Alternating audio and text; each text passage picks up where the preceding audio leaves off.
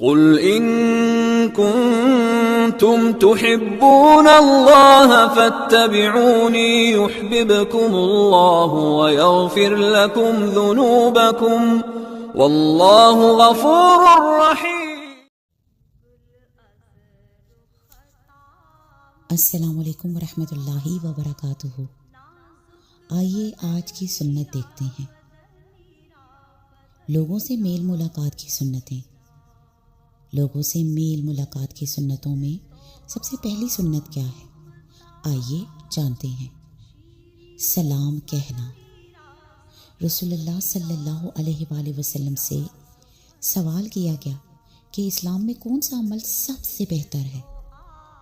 تو آپ صلی اللہ علیہ وآلہ وسلم نے فرمایا، یہ کہ تو کھانا کھلائے اور ہر جاننے اور نہ جاننے والے کو سلام کہے۔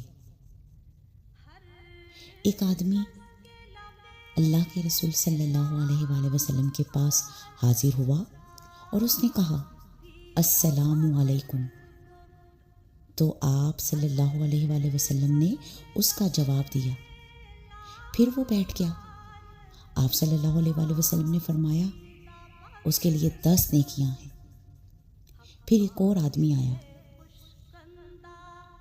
اور اس نے کہا السلام علیکم ورحمۃ اللہ، تو آپ صلی اللہ علیہ وآلہ وسلم نے اس کا جواب دیا۔ پھر وہ بھی بیٹھ گیا۔ آپ صلی اللہ علیہ وآلہ وسلم نے فرمایا اس کے لیے 20 نیکیاں ہیں۔ پھر ایک اور آدمی آیا اور اس نے کہا السلام علیکم ورحمۃ اللہ وبرکاتہ، تو آپ صلی اللہ علیہ وآلہ وسلم نے اس کا جواب دیا۔ پھر وہ بھی بیٹھ گیا، تو آپ صلی اللہ علیہ وآلہ وسلم نے فرمایا اس کے لیے 30 نیکیاں ہیں۔ اور فرمائے اللہ آپ کی حفاظت فرمائے، جو شخص پورا سلام نہیں کہتا وہ کتنا زیادہ اجر ضائع کر بیٹھتا ہے۔